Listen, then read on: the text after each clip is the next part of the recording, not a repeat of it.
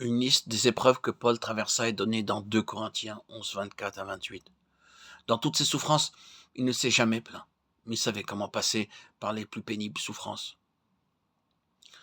Pas une fois il ne dit au Seigneur ne me fais plus passer par ces souffrances. Puis vint cette écharde dans la chair. Elle était si pénible qu'il pria 3 fois que le Seigneur l'enlevât. Il dit, je ne peux pas la supporter plus longtemps. C'est trop pénible pour moi. Le Seigneur dit, ma grâce te suffit. L'écharpe demeurait à dessein. Avant tout, le garder humble, afin qu'il ne s'exalte pas lui-même outre mesure, et ensuite, pour lui faire éprouver la puissance de la résurrection.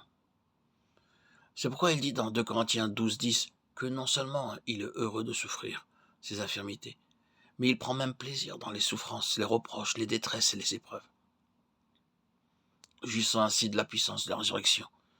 Dans Philippiens 4, 11 à 13, il dit « Je puis tout par Christ qui me fortifie ». Ce témoignage a été donné après seulement qu'il soit passé par toutes les situations. Même s'il avait faim, il se réjouissait. Il souffrit de la faim, bien que Dieu accomplissait beaucoup de miracles par lui. Il eut des fois où il dut se passer de nourriture aussi bien que d'autres nécessités pendant certains jours.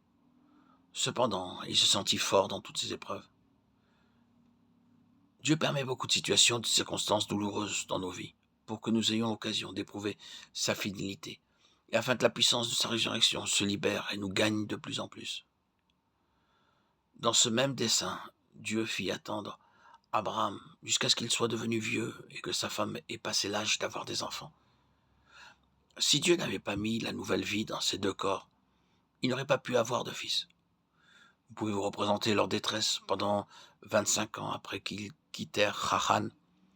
Abraham était un homme juste, mais il n'avait pas de fils. Genèse 12, 2, 15, 2. Il avait attendu un fils pendant longtemps avant de décider, à la fin, de faire de son intendant son héritier. Pendant bien des années, il passa par des souffrances et des épreuves, et sans doute par beaucoup de moqueries de la part de ceux qui lui disaient « Tu as dit que Dieu ferait de toi une grande nation. Pourquoi ne t'a-t-il pas donné un fils ? S'il avait voulu, il t'aurait donné un fils depuis longtemps. » Ainsi les gens ont pu se moquer et le ridiculiser. Mais Dieu resta silencieux, jusqu'à ce que Abraham reconnut parfaitement bien la puissance de la résurrection. Romains 4, 18, 25. Mais il attendit 24 ans avant que cette foi ne lui fût donnée. Alors il commença à voir que Dieu avait mis en lui et en sa femme la puissance de la résurrection, car ils avaient passé l'âge d'avoir des enfants. Si Dieu n'avait pas mis une nouvelle vie dans leur corps, ce miracle n'aurait pas été possible. Tous les moqueurs des années passées avaient donné la foi à Abraham. Au début, ils avaient un peu de foi quand Dieu lui apparut. Immédiatement, il avait quitté sa maison et suivi le Seigneur. Mais le Seigneur n'était pas satisfait. Il désirait la foi qui réclame la puissance de la résurrection.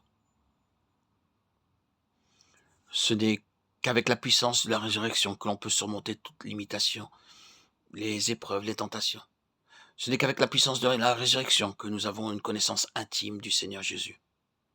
Nous pouvons dire alors qu'il est notre Sauveur merveilleux et tout-puissant. Et nous pouvons attester que nous connaissons intimement.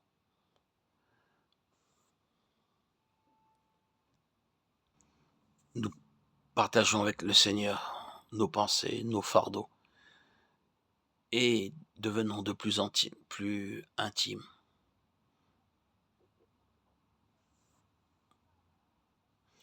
Notre foi alors devient vivante, grandissante. Dieu se révèle en nos cœurs. Nous vivons cette puissance de résurrection par ce lien, cette communion qui ne nécessite aucun miracle, aucun prodige. Tout se passe naturellement, dans la douceur. La pierre qui bouchait notre cœur est ôtée.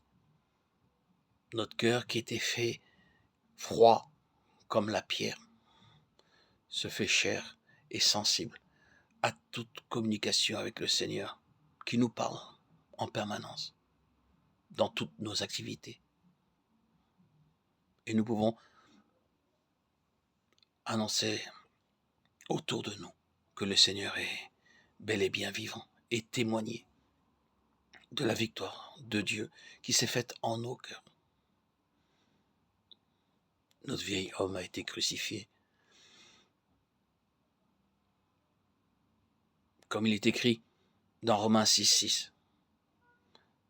Sachant que notre vieil homme a été crucifié avec lui afin que le corps du péché fût détruit, pour que nous soyons plus esclaves du péché.